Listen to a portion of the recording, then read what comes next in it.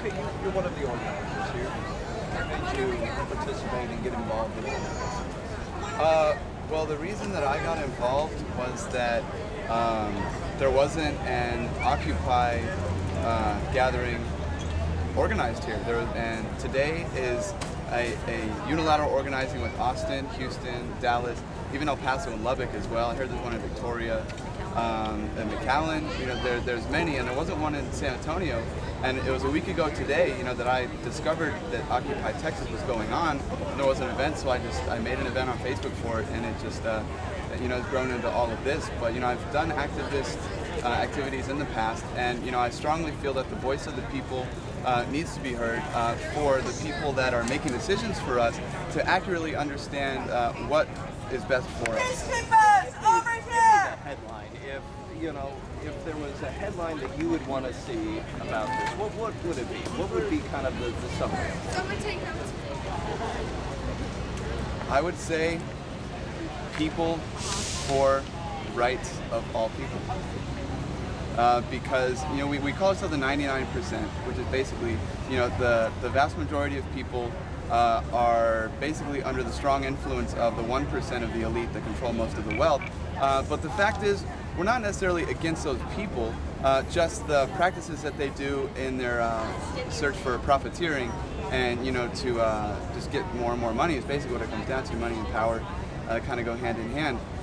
But we're not against those people, because there's been many examples where multi-billionaires have had a change of heart and used their wealth for good and, you know, for, you know, global causes. So we're for human rights of all people, equal human rights. We've been talking about it, you know, for hundreds of years now, and I think we're closer than we ever have been of true equal rights for all people.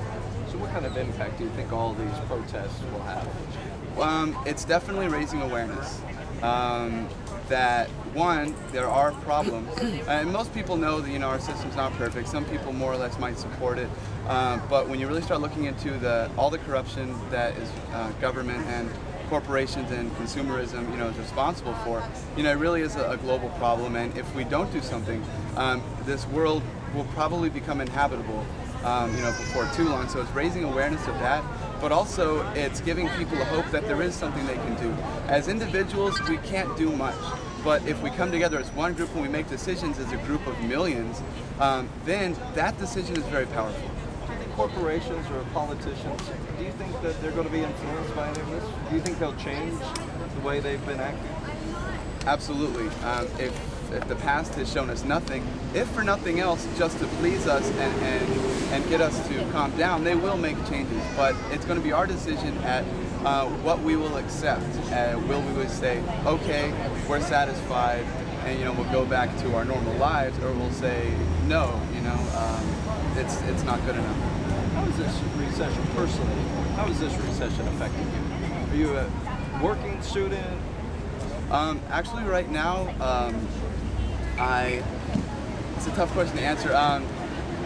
I know here in Texas, you know, San Antonio, the recession I've heard, I haven't traveled, it hasn't hit us as hard as it has other places. I visited Detroit a couple years ago and saw, you know, entire blocks of downtown just, you know, decimated.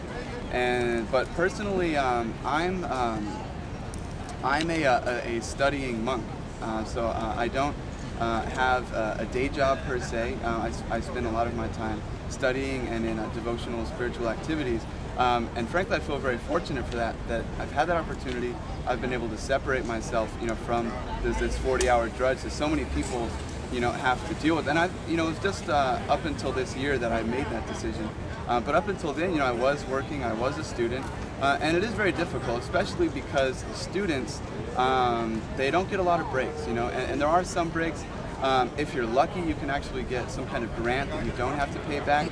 Many students are not that lucky and hope that when they're done with their degree, that they'll have a job that can allow them to, you know, make the money to pay back their loans and get them a living.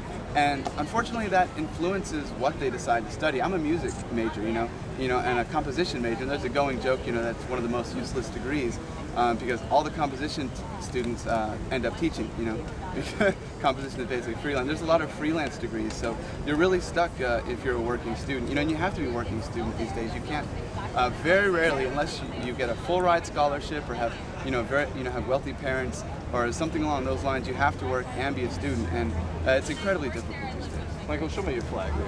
Oh, sure.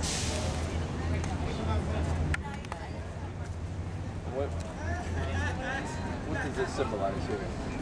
Well, this symbolizes, what we have here, it's a parody of the American flag, and where the stars are, which are the states, which, represent what make up the United States, are corporations.